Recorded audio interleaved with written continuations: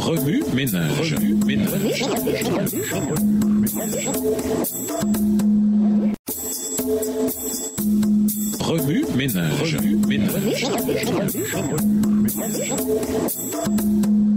Bienvenue dans votre émission Remue ménage. Nous voilà à la leçon de dimanche, un état de loyauté.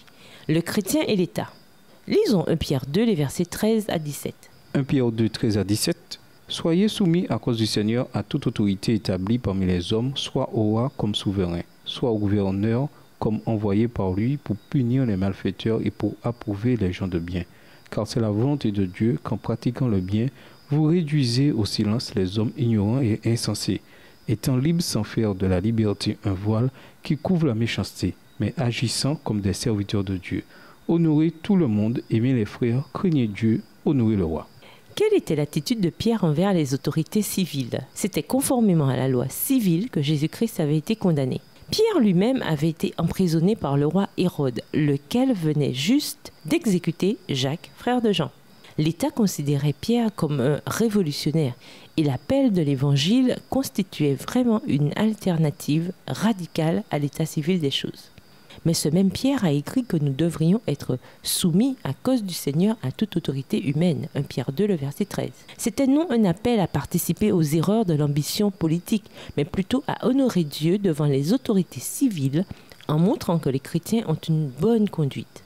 Des gens se sont servis, hélas, de ce conseil et du conseil parallèle de Paul pour justifier dans le passé une complicité avec des actes civils répréhensibles. Mais Pierre met tout en perspective dès le début. Je vous le demande, vous qui êtes étrangers et exilés sur la terre, gardez-vous des passions humaines. Ayez une bonne conduite parmi les païens. 1 Pierre 2, les versets 11 et 12. Des esclaves dans la cuisine. Lisons 1 Pierre 2, les versets 18 à 23. 1 Pierre 2, les versets 18 à 23. Serviteurs, soyez soumis en toute crainte à vos maîtres, non seulement à ceux qui sont bons et doux, mais aussi à ceux qui sont d'un caractère difficile. Car c'est une grâce que de supporter des afflictions par motif de conscience envers Dieu quand on souffre injustement. En effet, quelle gloire y a-t-il à supporter de mauvais traitements pour avoir commis des fautes? Mais si vous supportez la souffrance lorsque vous faites ce qui est bien, c'est une grâce devant Dieu.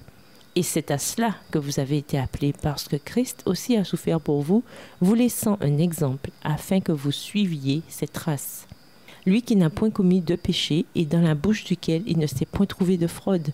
Lui qui, injurié, ne rendait point d'injures, maltraité ne faisait point de menaces, mais s'en remettait à celui qui juge justement. Dans leurs recherches, les historiens découvrent des détails encore plus sombres du passé. Au jour de Pierre, la vie était dure et les structures sociales absolues. Pour survivre, ceux qui ne possédaient pas de terre se vendaient eux-mêmes en tant que serviteurs ou esclaves. Chez les Romains, on vendait aussi des prisonniers de guerre en tant qu'esclaves. Cette pratique barbare se faisait pourtant de manière légale. Les innombrables allusions des évangiles à la libération et à la liberté se montrent sensibles aux aspirations naturelles des opprimés. Mais Jésus insista, son royaume n'était pas de ce monde. Le conseil que Pierre donne ici est conforme à celui de Paul et de Jésus lui-même. Nous devons nous acquitter de nos devoirs avec honneur et responsabilité, comme au Seigneur, quelles que soient nos circonstances. Les paroles de Pierre sur le mariage reflètent la nature contractuelle de cette institution à cette époque. Mais l'apôtre élève le rôle de la femme à celui d'un saint devoir et celui de l'homme à une tendre sollicitude, ce qui était loin d'être la norme en ce temps-là. Ce conseil conjugal a pour but ultime que mari et femme héritent tous deux de la grâce de la vie, afin que rien ne vienne faire obstacle à leur prière. 1 Pierre 3, le verset 7. En d'autres termes, il relie le comportement conjugal à la vraie spiritualité et à l'espérance du salut. L'amour et l'ordre social. Lisons Romains 13, versets 1 à 10. Romains 13, versets 1 à 10. Que toute personne soit soumise aux autorités supérieures, car il n'y a point d'autorité qui ne vienne de Dieu, et les autorités qui existent ont été instituées de Dieu. C'est pourquoi celui qui s'oppose à l'autorité résiste à l'ordre que Dieu a établi, et ceux qui résistent attireront une condamnation sur eux-mêmes. Ce n'est pas pour une bonne action, c'est pour une mauvaise, que les magistrats sont à redouter. Veux-tu ne pas craindre l'autorité? Fais le bien, et tu auras son approbation. Le magistrat est serviteur de Dieu, pour ton bien. Mais si tu fais le mal, crains, car ce n'est pas en vain qu'il porte l'épée, étant serviteur de Dieu, pour exercer la vengeance et punir celui qui fait le mal. Il est donc nécessaire d'être soumis non seulement par crainte de la punition, mais encore par motif de conscience. Verset 6. C'est aussi pour cela que vous payez les impôts, car les magistrats sont des ministres de Dieu, entièrement appliqués à cette fonction. Rendez à tous ce qui leur est dû, l'impôt à qui vous devez l'impôt, le tribut à qui vous devez le tribut, la crainte à qui vous devez la crainte, l'honneur à qui vous devez l'honneur. Ne devez rien à personne, si ce n'est de vous aimer les uns les autres, car celui qui aime les autres a accompli la loi. En effet, les commandements, tu ne commettras point d'adultère, tu ne tueras point, tu ne déroberas point, tu ne convoiteras point, et ce qu'il peut encore y avoir se résume dans cette parole. Tu aimeras ton prochain comme toi-même. L'amour ne fait point de mal au prochain, l'amour est donc l'accomplissement de la loi.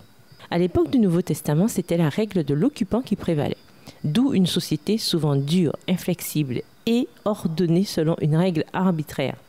Mais Pierre, Paul et Jésus lui-même exhortèrent les croyants à respecter la loi et à vivre selon les règles sociales de base. Tandis que l'idée du royaume de Dieu s'opposait naturellement à la réalité séculière, les écrivains bibliques exhortèrent les croyants à vivre dans la droiture, dans l'attente d'un remodelage radical futur du gouvernement et de la société.